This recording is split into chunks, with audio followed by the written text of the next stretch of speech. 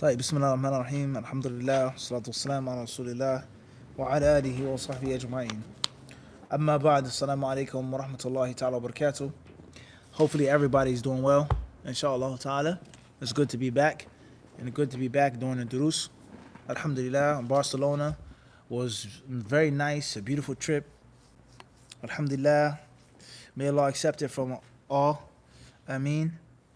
It was a very different trip than how we normally do our dawah trips. It was more of a private and exclusive trip with many more private and personal sessions. It wasn't like, we were touring 50 masjids, lecturing in 5 masjids a day, like the UK, for example. All right. But nonetheless, it was a beautiful trip, alhamdulillah. Our host there, Brother Abu Nusayba al-Andalusi, he took good care of us, alhamdulillah. Brother Noor from Birmingham, he took good care of us as well. May Allah bless him. And alhamdulillah, it was just a different experience, going to a different country, different part of the world, different culture, different civilization. Of course, it has its cons, its downs, the non-Muslims, so on and so forth, but there's not much that you can do about that. Wherever you travel, you're going to see something that displeases you and upsets you, things being done that anger Allah. There's not much that you can do and change that situation, unfortunately, at this current time. So with that being said, brothers and sisters, we've reached Kitab al-Zakah. Alhamdulillah, we finished Kitab al-Janaiz, the book of funerals, completely. All praises fall off for that. So now we're on page 297 in volume 1, the 12th book, which is the book of Zakah. Nawawi rahimahullah ta'ala, he says in the Sharh of Sahih Muslim, هي في اللغة النماء والتطهير فالمال ينمي بها من حيث لا يرى أو هو فالمال ينمي بها هكذا أو ينمي بها من حيث لا يرى وهي مطهرة لمؤديها من الذنوب. وقيل ينمي أجرها إن الله تعالى وسميت في الشرع زكاة لوجود المعنى اللغوي فيها. وقيل لأنها تزكي صاحبها وتشهد بصحة إيمانه كما سبق في قوله صلى الله عليه وسلم والصدقة برهان. قالوا وسميت صدقة لأنها دليل لتصديق صاحبها وصحة إيمانه بظاهره وباطنه. قال القاضي عياض قال المازري رحمه الله قد أفهم الشرع أن الزكاة وجبت للمواساة وأن المواساة لا تكون إلا في مال له باله النصاب ثم جعلها في الأموال الثابتة وهي العين والزرع والماشية وأجمعوا على وجوب الزكاة في هذه الأنواع واختلفوا فيما سواها كالعروض فالجمهور يجيبون زكاة العروض وداود يمنعها تعلقا بقوله صلى الله عليه وسلم ليس على الرجل في عبده ولا فرسه صدقة وحمله الجمهور على ما كان للقنية. وحدد الشرع نصاب كل جنس بما يحتمل المواساة فنصاب الفضة 5 أواق وهي 100 درهم بنص الحديث والإجماع. وأما الذهب ف20 مثقالا والمعول فيه على الإجماع. قال وقد حكي فيه خلاف شاذ وورد أيضا حديث عن النبي صلى الله عليه وسلم. وأما الزروع والثمار والماشية قال فنصبها معلومة ورتب الشرع مقدار الواجب بحسب المؤنة والتعب في المال فعلاها وأقلها تعبا الركاز وفيه الخمس لعدم التعب فيه وإليه الزرع والثمر فإن سقي بماء السماء ونحوه ففيه العشر ولا فنصفه وإليه الذهب والفضة وتجارته فيها ربع العشر لأنها يحتاج إلى العمل فيه جميع السنة وإليه الماشية فإنه يدخلها الأوقاص بخلاف الأنواع السابقة والله أعلم. طيب. The author, he says here, Nawawi rahimahullah, he speaks on az-zakah and its meaning in Islam. What does the word zakat mean? What does it mean?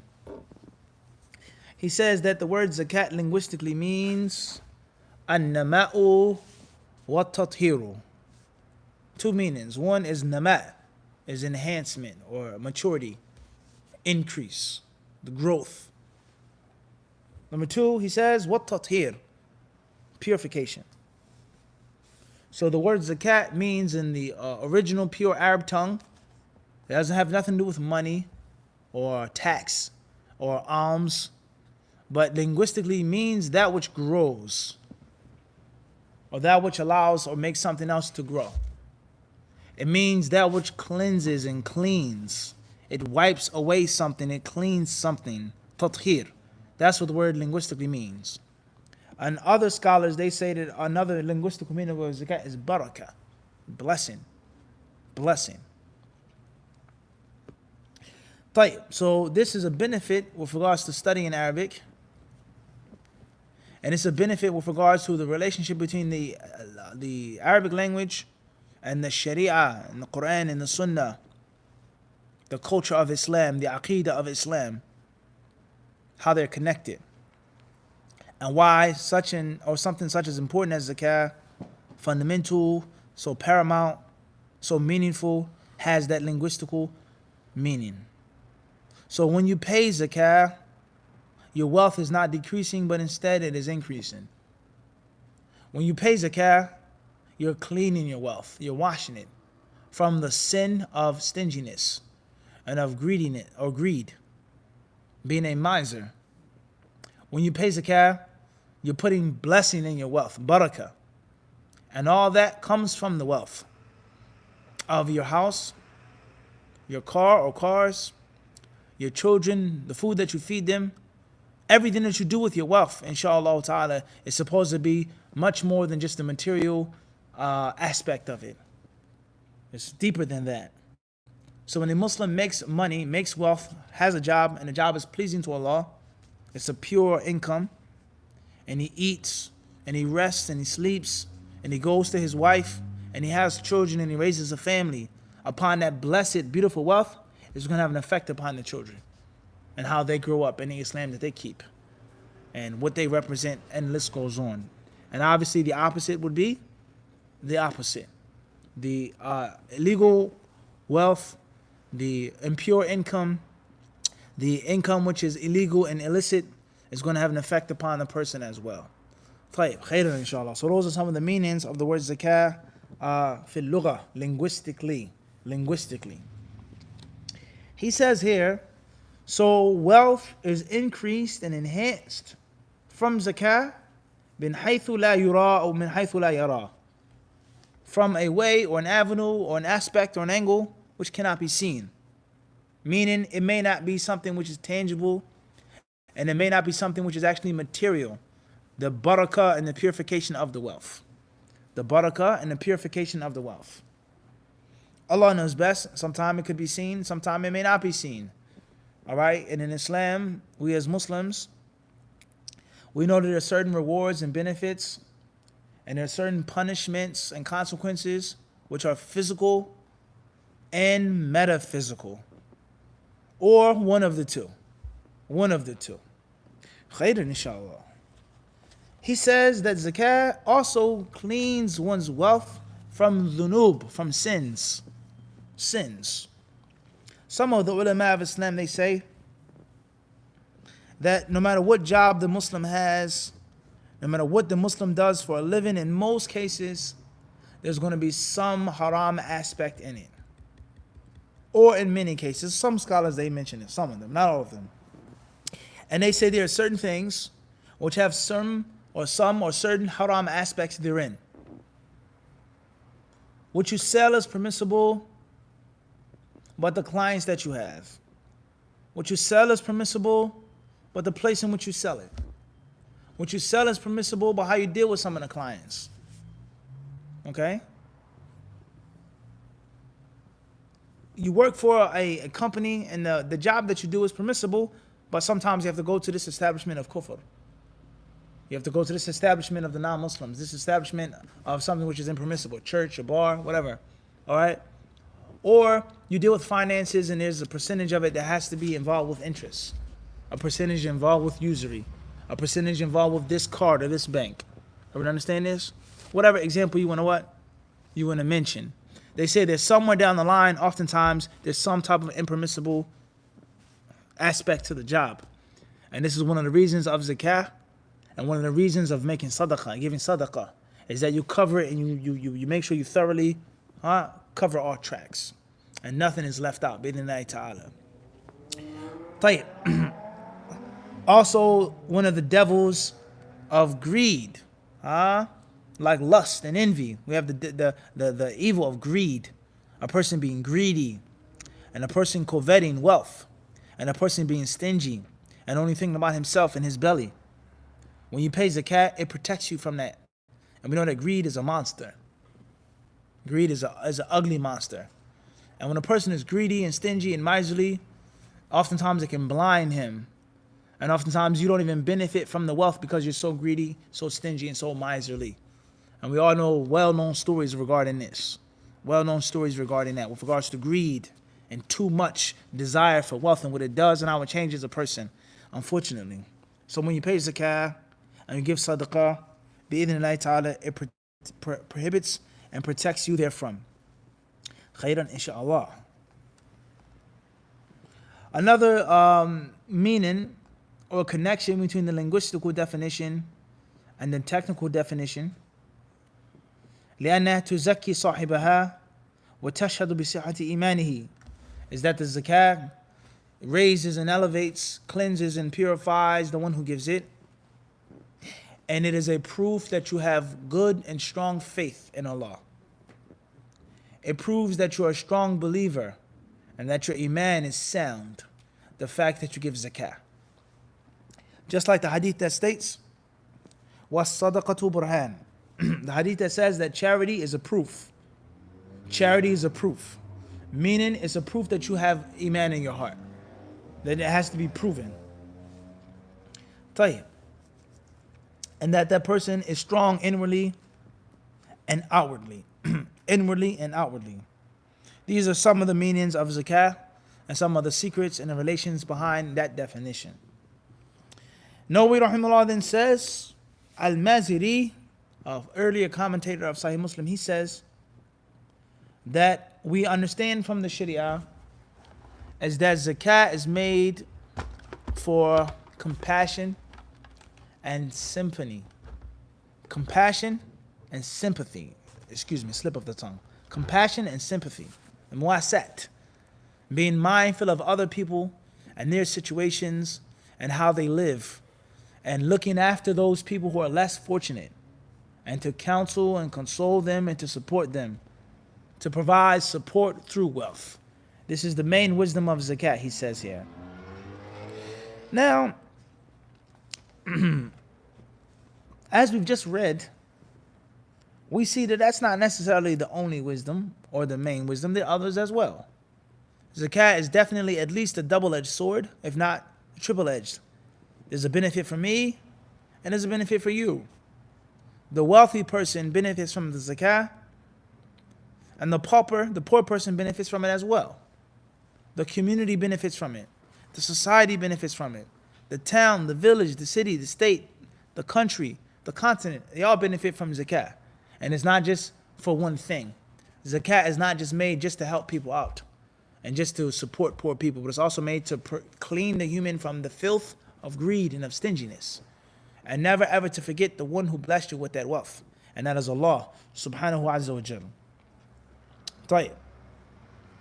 Then he goes on to speak about the different types of zakah and how zakat is made and what zakat is due on what products and things like this, which will come in the book bi'idhnillahi ta'ala, and certain aspects of zakat that we've explained in other lectures and other classes with regards to that which the scholars agree upon and that which the scholars differ on regarding what you have to pay zakat for. So he says, في الأموال الثابتة وهي العين والزرع والماشية. So we have the concept of al-ayn, which is monetary assets, gold and silver. And then we have the concept of az-zara, agricultural produce, things that grow from the ground. Then he says, wal-mashiyah, animals, livestock, things which the scholar agree upon. Scholars agree upon these things you pay zakat for. And then we have things which are besides those three, such as urud, possessions, and merchandise. With regards to scholars who agree and disagree on these things, do I pay zakat for the merchandise in the inventory of my store? Houses that you rent, jewelry, women's gold jewelry, women's silver jewelry. Do you pay zakat for that? Do you pay zakat for white gold? Is white gold halal to wear for men? Is white gold actually considered gold? Platinum. Is it permissible for a man to wear platinum? Or is platinum haram? Is platinum a form and a type of gold? Etc. All right? Things that you have and possess. Tayyip, moving forward. Then he goes on to talk about gold and silver and the nisab of these different substances in these different manners. Khairan, inshallah. Now, of course, zakat, that's the end of no more of the kalam of Nawawi. Zakat is one of the pillars of Islam. And as we have explained many times before, in those zakat workshops that we have done, is that in most cases, whenever Allah tells us to pray, He tells us to give zakat. And in most cases, whenever Allah mentions the virtue of those who establish prayer, He mentions that they also give zakat as well. Okay? And zakat being a means of the haqq of Allah and the haqq of the poor upon the wealthy and the affluent. Naam. And how zakat makes so much sense and is based off of so much wisdom. It's a little bit from the wealth of the rich that goes a very far way for the poor. It does not hurt the rich, it does not hurt the wealthy, but it goes miles and has a tremendous benefit for those who don't have much. And how it is a means of society living in harmony. And Islam is the natural way. It's the natural way. And people who call to equality, absolute equality, extreme equality, neo-equality, whatever word you want to use, everyone is equal in everything. That isn't natural. That's unnatural. To say that everyone is equal is rejecting and denying the differences of people and the diversity of people and the natural God-given talents and abilities of people, let alone acquired and obtained skills. To say that everyone is the same. And there lies no doubt the sunnah of Allah is for certain people to be more wealthy and off than others. That's how Allah made things. This person is more wealthy than the next person. Just like this person is physically stronger than the next person by nature, natural. This woman is more beautiful than another woman. There's nothing you can do about that. And to try to make everyone equal on every single aspect and tier that's not the natural way. So there are going to be poor people and there are going to be rich people. And Islam does not wish to totally eradicate the way that Allah made humans. Doesn't wish that. But there are certain rules and there are certain ways of the people being cultured and the people being placed within the boundaries and learning the proper etiquette of what to do with their wealth. My religion does not require me to be poor like you, but it does require me never to forget my poor brothers and to help them out and to support them. My religion does not require and necessitate for me to be wealthy like you, but it does give me honor and a sense of value, not to beg, not to ask, not to do the haram things, to be content. So Islam is a divinely sent down system based off of ultimate wisdom. قُلْ فَلِلَّهِ الْحُجَّةُ الْبَالِغَةُ حُجَّة بالغة, hikmah بالغة. It's nothing which is by accident or mistake. The creator of the heavens and the earth, He is the one who mandated zakat. And that's why zakat is based off of that wisdom. And it isn't made for the rich to be like the poor and the poor to be like the rich. But the people to forget each other, for the people to demand and to necessitate what the next person has. You must give me this, I have to be like that. That's incorrect as well. Allah subhanahu wa ta'ala should knows best. This is what we'll mention tonight. Sallallahu sallam wa barak ala abdihi wa rasulihi nabiyina wa imamina Muhammad.